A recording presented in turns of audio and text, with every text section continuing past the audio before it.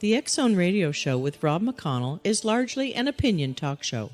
All opinions, comments, or statements of fact expressed by Rob McConnell's guests are strictly their own and are not to be construed as those of the X Zone Radio Show or endorsed in any manner by Rob McConnell, Relmar McConnell Media Company, the X Zone Broadcast Network, its affiliated networks, stations, employees, or advertisers.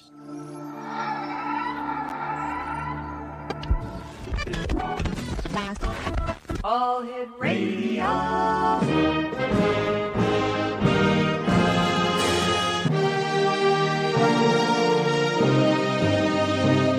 Welcome to the X Zone, a place where fact is fiction and fiction is reality.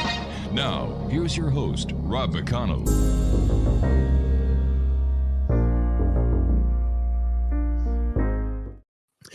And welcome back to the X Zone, everyone. I'm Rob McConnell, coming to you from our broadcast center and studios in St. Catharines, Ontario, Canada.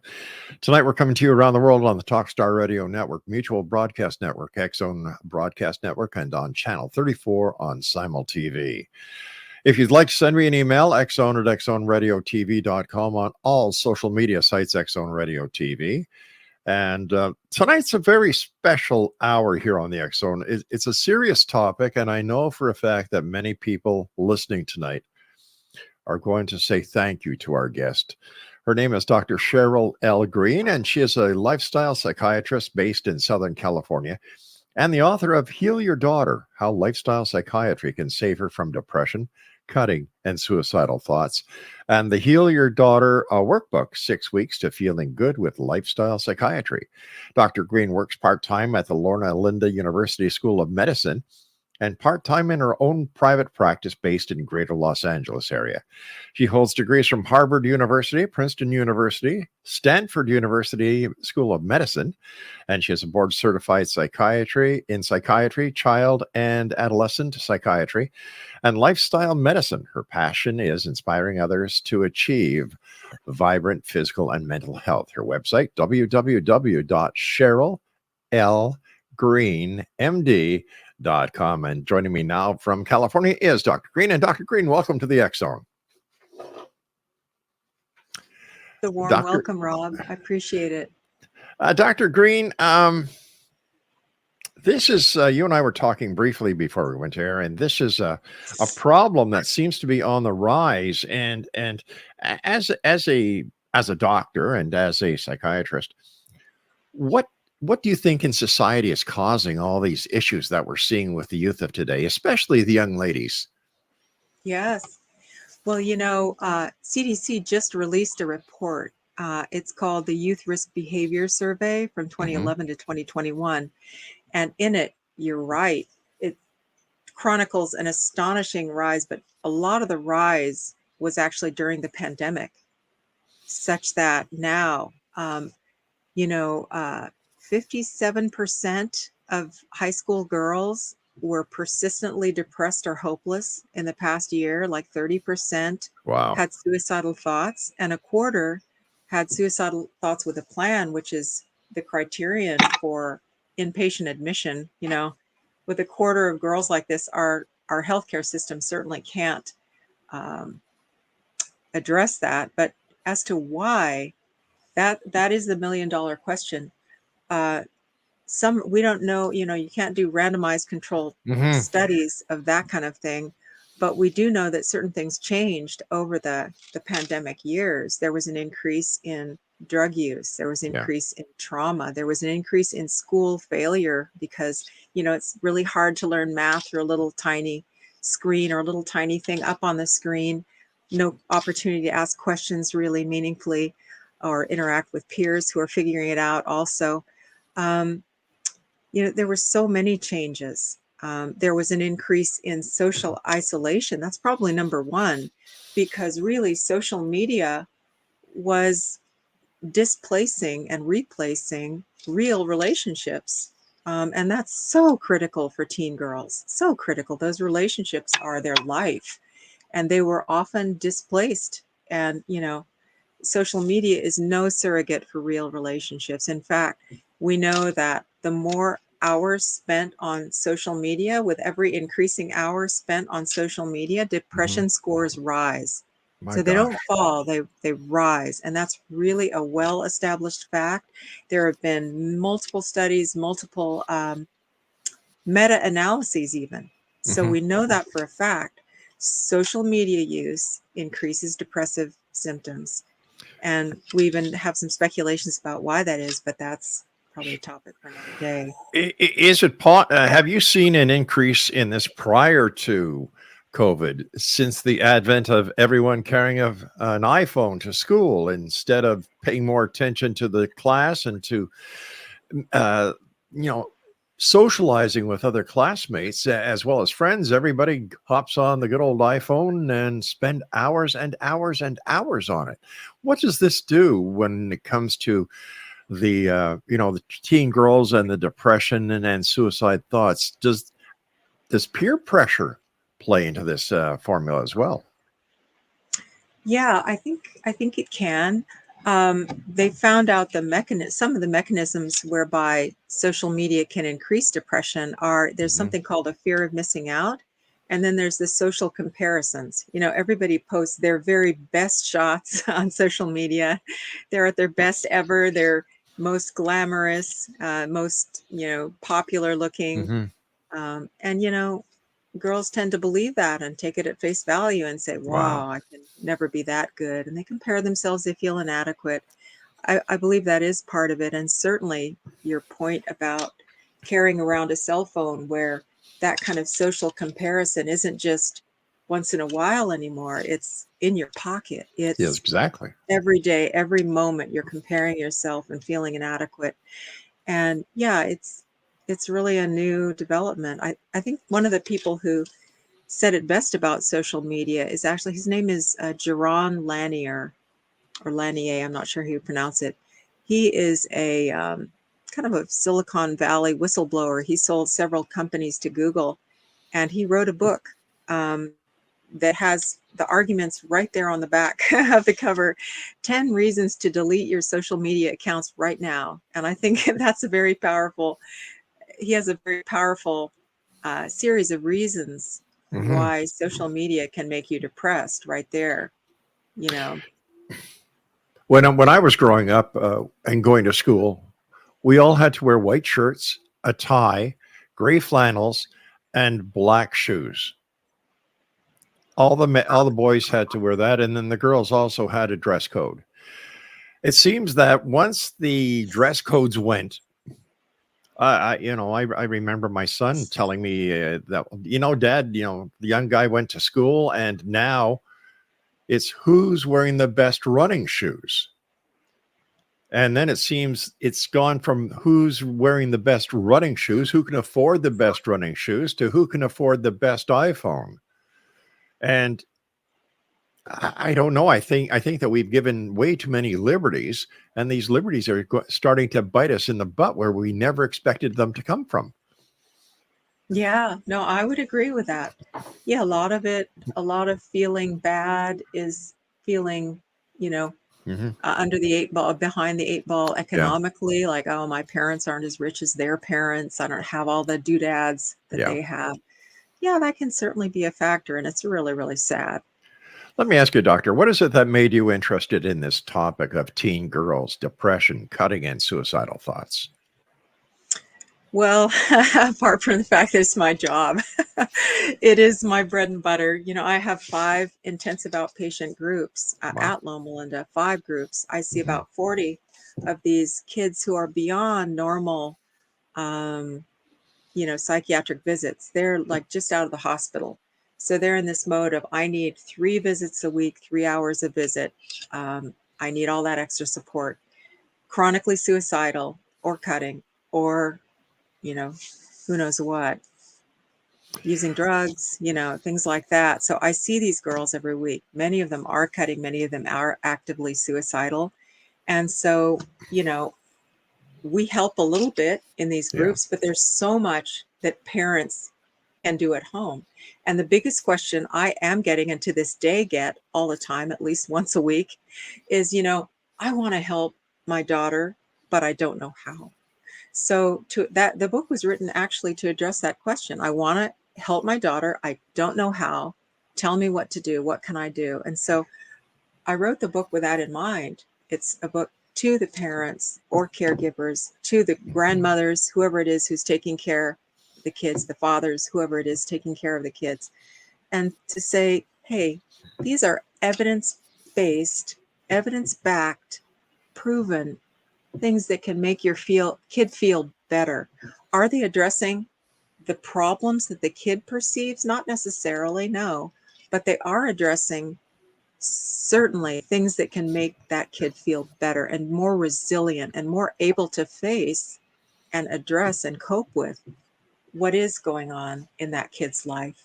So, these are ways, things like exercise, 20 minutes to feeling better right now. It's they're simple things that you can do to make your kid feel better and to make it long enough to address the real causes, the underlying causes. Would it be fair to say that these problems only occurred in the vast numbers that you're seeing them now, as well as the CDC statistics, since the advent of modern technology?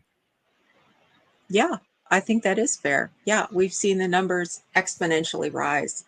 We saw a rise starting about in 2010, and that is, 2007 is the advent of the iPhone. People started getting it more and more. So it could have something to do with that. We don't know all of the reasons again, but it is new. It is not normal. It's the new normal, the new abnormal, as they're saying. But in the old days, we used to look at kids, happy as a child, was an expression. It was normal for kids to be happy and gleeful and running about and shouting with joy. Now we're seeing a totally different picture. And I think the teens are the canaries in the coal mine for what's happening in our society. If it's 57% of the teens, what does that say about our society? What does it say? In your opinion, what are some of the signs and symptoms that a parent should look out for when, trying to be a proactive parent and, not themselves sitting in front of their computer, their laptop, or their iPhone, but actually taking an interest in their child? What should they look out for? That's a great question, because, a lot of parents will assume that whatever their kid is doing is, oh yeah, it's different, but it's probably normal teen behavior. Teen behavior is different. It is different. Teens are more isolative. They will spend more time alone in their room. They will kind of, view parents as maybe not as cool as they once were. And they'll reach out to their peers more than they ever did before. All of that's normal. And also the sleep schedule shifts. So they stay up later. They want to sleep later today. Those things are kind of like normal, generic, and maybe they're a little more independent, more irritable. That's all just plain old normal teenager stuff. But what's not normal, and the real warning signs, that kid is not coming out of the bed at all, or that kid is not coming out of the room at all. They're not wanting to interact with anybody. You see evidence of maybe some cutting going on. And cutting, we know, even if it's very superficial, cutting is a red flag warning warning sign. Cutting, we know that people who complete suicide, people who die by suicide, they are 10 times more likely to have been cutters than, equally depressed people who don't. We know that it's kind of like a rehearsal. You feel stress, cut, stress, cut, stress, cut. You're training the brain so that when there's a bigger stress later on, that's when people tend to actually injure themselves in a serious way. So cutting is a red flag. I wanted to just say a couple others. Sure, please. Not eating. If they stop eating, my gosh, quickly address that. Sure. If they are texting their friends, or if a friend's parent or a friend calls you an alarm, so-and-so just texted me that they're considering suicide, really take that seriously, because nearly all of the actual suicide attempts, they are preceded by some sort of reaching out, texting a friend, hey, I'm going to do something to myself. Or God forbid, looking online, like if you look at the history in the computer, are they researching ways they can die? You know, are they hoarding their medications? Some people hoard Tylenol, or you see extra bottles. All of these are really just warning symbol. They scream, you know, get your child professional help, really. And it's professional help they need at that point. But above and beyond that is what I'm talking about in terms of these things you can do with the book. All of this help is stuff you can kind of surround the kid with these supports at home as well. Doctor, please stand by. I've got to take my first break. Dr. CHERYL Green, MD, is our special guest this hour, Exonation. Please go to her website after this show. If you know somebody, if you're a parent and you want to take affirmative, positive action, because the responsibility lies with each and every one of us. Everyone is responsible. I know that as a former police officer. I know that as my wife is a former nurse. Everybody needs to open their eyes and help each other. These are strange times and they demand action. So please visit the doctor's website after tonight's broadcast. Her website is CHERYL, CHERYL Green, MD.com. And the name of her book is Heal Your Daughter, How Lifestyle Psychiatry Can Save Her from Depression, Cutting, and Suicidal Thoughts. Serious topic. Let's take note. Let's be part of the solution, not part of the problem. I'll be back on the other side of this break. Don't go away. Welcome back, everyone. Thank you for staying with us this hour here on the X Zone. Dr. CHERYL Green, MD, is our guest this hour, and her website is CHERYLgreenMD.com. Dr. Green, what exactly is lifestyle psychiatry? Yeah, that's a good question. We're in the process of figuring that out right now. It's a very dynamically evolving field, let me say, but lifestyle medicine is its basis and will always remain its basis. Lifestyle medicine is a board certified field of medicine. The first board certifications were made available in 2017, and it is the codification of all the science behind how to make a healthy. And it comes in 6 domains. There's nutrition, detoxification. There is exercise, sleep medicine. There is social and emotional connectedness / wellness. And there's stress reduction. All of those are really key. And there's a boatload of evidence for each one for helping your physical body to be healthy. So it's a form of medicine that doesn't just kind of address symptoms and throw a medication at each symptom and hope it'll go away. No, it's something that goes deeper. It tries to create health. And so lifestyle psychiatry is the application of that to mental health issues, really. I think that's what it should be. There's a big discussion, you know, should lifestyle psychiatry include digital interventions and this, that, and the other. But I really think it should stick very closely to the basis in lifestyle medicine and just apply that to mental health, you know, straight across. That's my personal view. And that's the kind of view of it that I've tried to embody in the book. I would imagine that besides the peer pressure, that technical addiction is a big part of this problem that the youth of today are facing. And how do we get them to sever the umbilical cord between the hand, the device, and the ear? Right.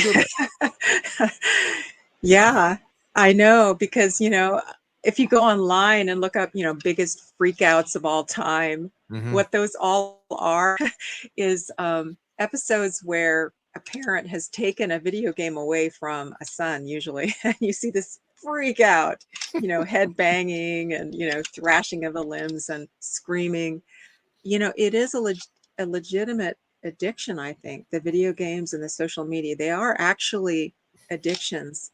And on fMRI, you know, on the brain scan called fMRI, when you look at that, they look no different from a cocaine addiction. So they are very serious addictions. How do you know, that is a very good question. I think Similarly to all addictions, it begins with educating your teen, educating your teen that this is harmful. Once they Yeah. know, it makes that less attractive right there, bang off the dot. And then I think, harm reduction is really the goal, kind of putting in limits, putting in filters, step by step, kind of weaning them to other things. I think it won't happen in a day or even a year, but, ultimately, I think the quality of what these things are doing to their brains. For example, there were even studies out of Taiwan where there are some very serious video gamers there, 16 hours a day and up versus Wow. 2 hours a day and less. And they actually had brain shrinkage of the cortex when you're doing video gaming to that degree. Um, so that's why, the recommendation from American Academy of Pediatrics and then Mhm. the American Academy of Child and Adolescent Psychiatry, they recommend a max of 2 hours a day on screens. So, The percentage 57% is staggering. Like when I read that in the information that you were so kind to send us, I was floored. Like I knew there was a problem, but to see 57%, it's it's just gone way overboard, and we have to do something about it now. And God bless you, you're certainly doing your share, and so are other mental health professionals and other medical members of the community. But when I look oh, at the teens, oh, my pleasure, ma'am. When I look at the teens and watch what they eat, it's all the synthetic food. A lot of it has artificial sweeteners in it, and we all know what aspartame can do and what aspartame is. Um, and then you've got the addictions of drugs in, I would imagine, a good majority of the cases, and then the addiction of the electronic factor. These poor kids, no wonder. And what really boggles my imagination, doctor, is how come the parents aren't watching what the children are doing? Where is the educators in the school telling the children, teaching them the right from the wrong, telling them? I remember when I was in school, we had a science class, we had a health class. You were taught things that would help you as you went through the ages and into society. But today it seems that the children are just kind of, well, this is it, gang. You're on your own. Hope to see you next year. And even if you fail, you're up the next grade. What do we do, doctor? Like yeah. this is a talk about a COVID pandemic. I think that this is a pandemic as well. Yeah, it's true. The depression is through the roof, and who can help? I don't know that anybody's being particularly negligent so much as people are overwhelmed. Hmm. Teachers are overwhelmed. Often teachers are afraid of the kids. They're afraid. Some of them are afraid of the kids. The climate in schools now has changed. Well, And and I think the teachers have a lot to do with this change. Instead of calling your teacher Mr. So and so or Miss so and so or Mrs. So and so, it's on a first name basis. Teachers don't dress like teachers anymore. They don't want to be your teacher. They want to be your best friend. And I think that this was the start and the downfall of what I call structured education. My kids call it something else when I talk to them about it, but you need structure. No matter if you're at home, no matter if you're at school, and if you're at work, structure is a basic necessity, in my opinion. yeah, no, I agree with that.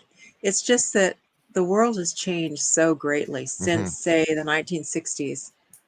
Since the 1960s, when this whole generation gap concept, Right. parents are not cool. You gotta ignore them.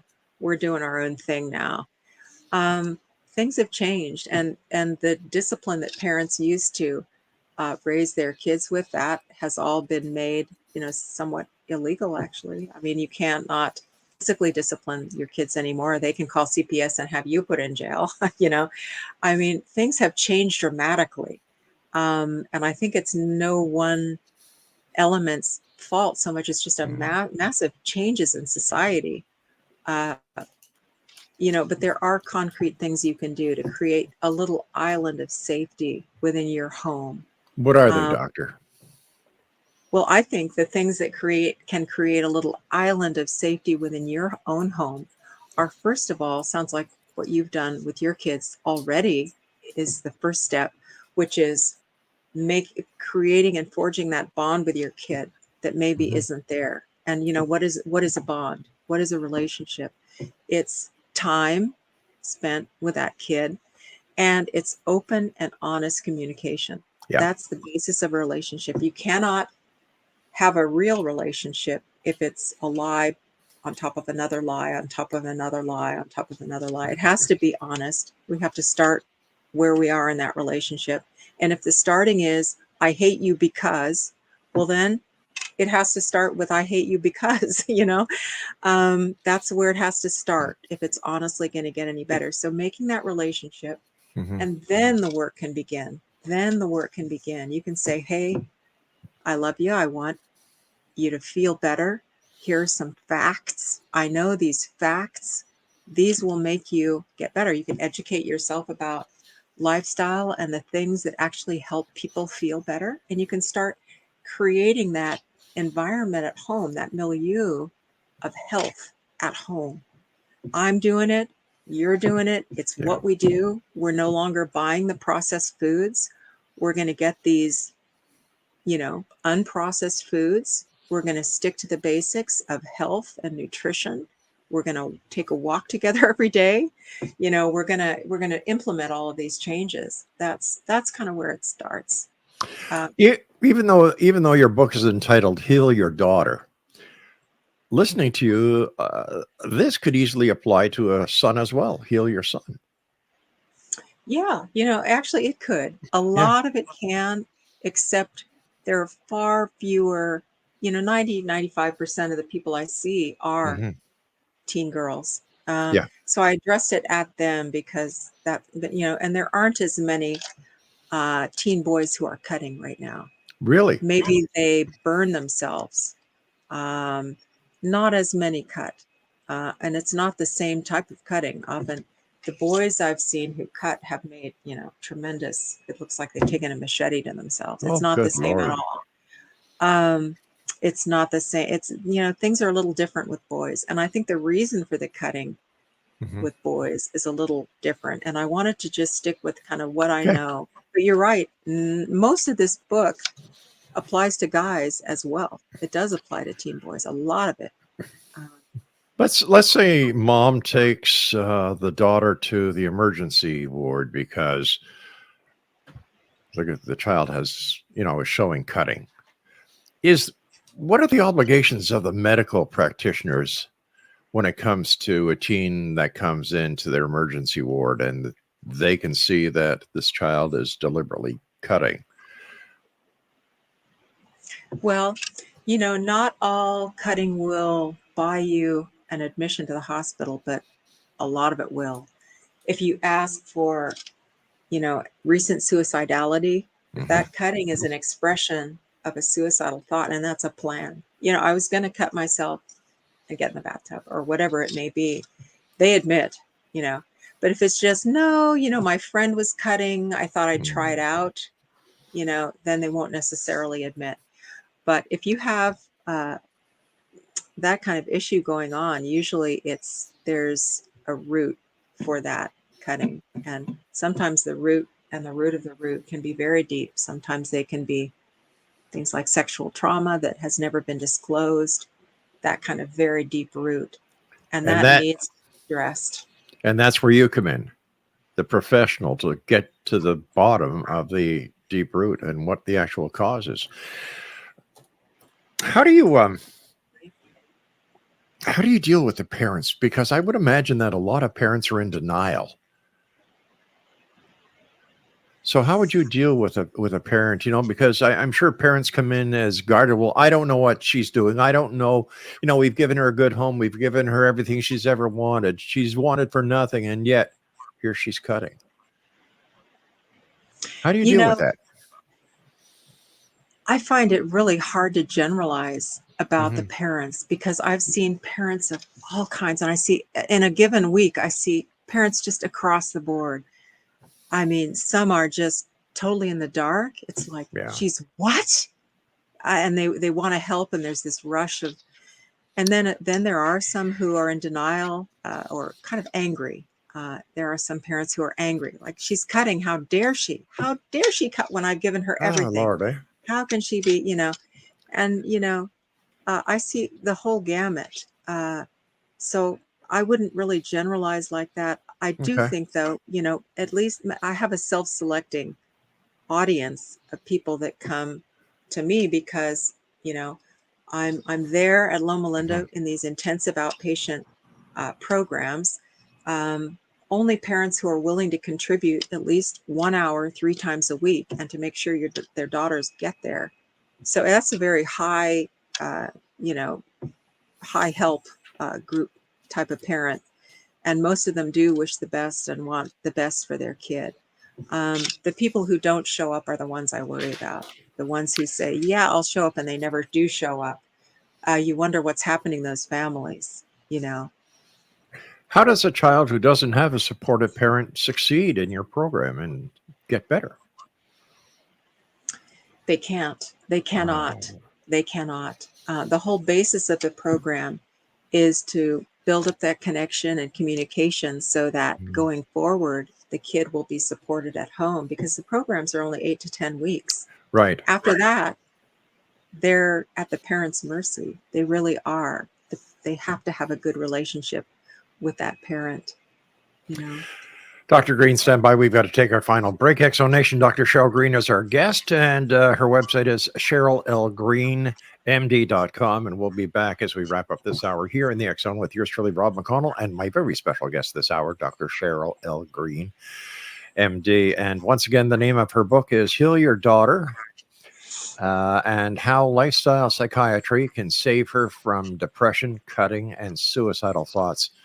Do me a favor, Exonation, go to that website. Find out more, get a book, be a part of the solution and not part of the problem. We'll both be back as we wrap up. Don't go away. Well, 57%. Dr. Cheryl Green is our special guest, CHERYLgreenMD.com. First of all, Dr. Green, thank you so much for coming on the show. Thank you for writing your book, and thank you for caring as much as you do. Well, thank you. Thank you for, having me on. This is really great. I really, really appreciate it. Oh, it's our pleasure, ma'am. We've got about, Craig, how long do we have? 4 minutes. What are your final thoughts for the X Zone Nation tonight, Doctor? What can we do? What can the public do in order to help this growing problem? Well, I want to say, let's leave it on a really positive note, because that's the true one. The true one is, I see every day kids completely turning around. I see complete miracles all the time. Almost all of the patients who come out of these programs that we have, the intensive outpatient kind of 8 to 10 week programs, almost all of them benefit tremendously. They actually rate the programs. They rate them very highly. They feel better. These girls are helpable. What's chronic suicidality does not remain chronic if they get the help they need from connecting with that parent or grandparent or whoever it is who's bringing them in. And if they implement simple changes, in their lives. I understand that the home support is very important in these programs. But what about the kids where the parents don't give that support? Totally. Yeah. That's the critical thing. And, for sure, they're not as resilient. Many of them manage to get through life, but it's way harder for them. Way harder. We have a lot of kids that we see on the inpatient unit bumping around from foster family to foster family to foster family because of violence and aggression, which in turn is triggered by something the foster family is doing. We have those kind of patients, and all we can do is pray, honestly. Honestly, I pray for those kids who don't have the family support they really need. And I think it's not a want or a wish, it's an actual need. So I just pray for them. And fortunately, on the inpatient unit, we do have some wonderful nurses. And I think some of the kids come back again and again because that nurse is supportive. Right. You know, you see that all the time. It's like they're throwing out lifelines, and, you know, because that's what they need, that support. Does the judicial system get involved in trying to work with you and work with the children who do not have the support or who are not fortunate enough to have the home support in order to get through these programs? As you know, as a former policeman, they have CPS, you know, the Child Protective Services, yeah. that comes in, that, you know, tries to protect them. We don't have enough, you know, support for that service. Unfortunately, it's not all it could be, but it's the only thing we have, the Child Protective Services, and it goes county by county. Each county has a different service. Yeah. Again, Dr. Green, thank you so much for joining us. Let our listeners know how they can find out more about you and where they can buy your book. Oh, well, thanks so much. The book is Heal Your Daughter, and it's available everywhere. You know, Amazon, Barnes and Noble. It's available on BookBaby website. There is a companion. Now, Heal Your Daughter is for parents or caregivers. There's a Heal Your Daughter workbook that you can work with your daughter for. Oh, cool. So the Heal Your Daughter workbook is the sequel. And that's also at all of those sites. Dr. Green, I'd love to have you back on in the future. Again, thank you for everything you do. And from everyone here around the world listening tonight, I'm sure many people are saying thank you for your hard work and what you're doing. Oh, thank you, Rob. My hat's off to you for spreading all the good information you spread. I really appreciate it. I've had a chance to tune into some of your shows. It's incredible information. Well, thank you so much for doing what you do. Thank you very much, Doctor. Have a safe evening, and I look forward to seeing you again. Okay, thank you so much. Bye-bye, Dr. Green. Exonation, our guest this hour was Dr. CHERYL Green, MD, and her website is CHERYLLGreenMD.com. She's in Redlands, California, and the name of her book is Heal Your Daughter, How Lifestyle Psychiatry Can Save Her from Depression, Cutting, and Suicidal Thoughts. I'll be back on the other side of this break with the news as the X Zone continues with yours truly, Rob McConnell, from our broadcast center and studios in St. Catharines, Ontario, Canada. Whatever you do, don't go away.